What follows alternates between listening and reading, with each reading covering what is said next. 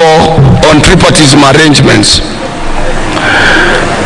This requires us to consult your government on daily basis, and also all delegations of workers, be it in Addis Ababa during the African Union Labour and Social Affairs Committee or Commission during those days.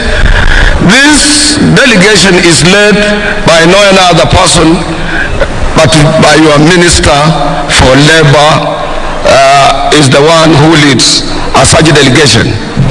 Our delegation to Geneva, which is annual to attend the International Labour Conference, is always led by the Minister for Labour representing Kenya government.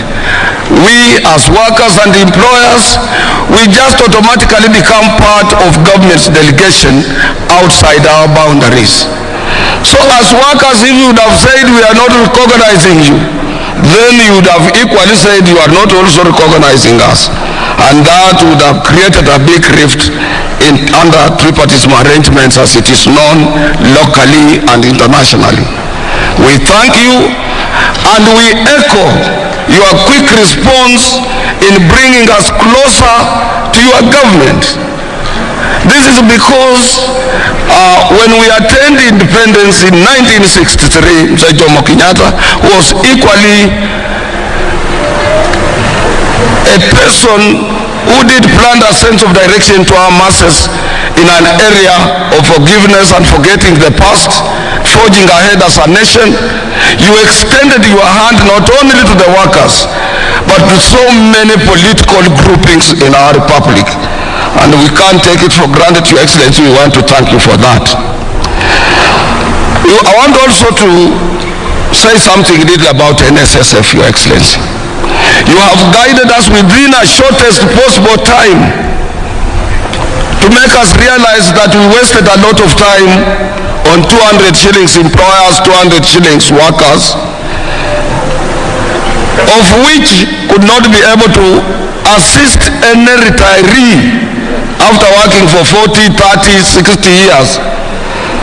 We are part now and parcel of 6%, and we know for sure that when we exit from what we are doing as employees or members of various trade union organizations, we will be able to benefit out of that in order to avoid the old age poverty. On National Health Insurance Fund, Your Excellency, Kotu Kenya equally thank you for appointing a new chairman and a board of the National Health Insurance Fund. Your Excellency, some of us, we know Engineer Kamau personally.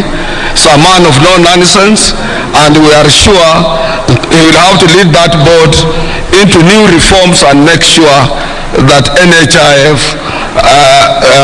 is closer to its mandate, and it works and it assists Kenyans of all shades, and also to assist you in your universal health care as enshrined into our constitution.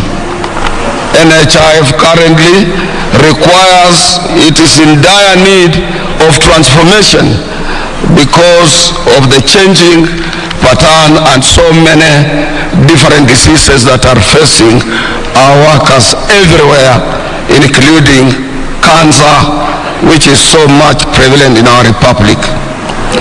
On an area of climate change, Your Excellency, I want to thank you. You took it upon yourself. You went to Sharm el-Sheikh in Egypt to be part of the global community in advocating and finding ways as per how, as a nation, we can be able to mitigate the climate change which is caused by global warming.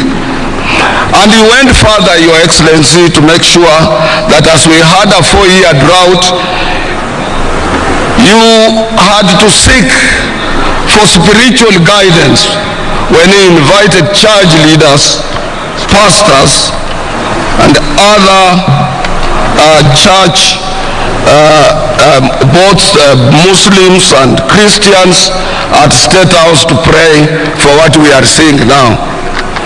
It would have been with us right now here, but I promised you it can't rain until after your speech, because because I come from an area of people who control rain in Western Kenya.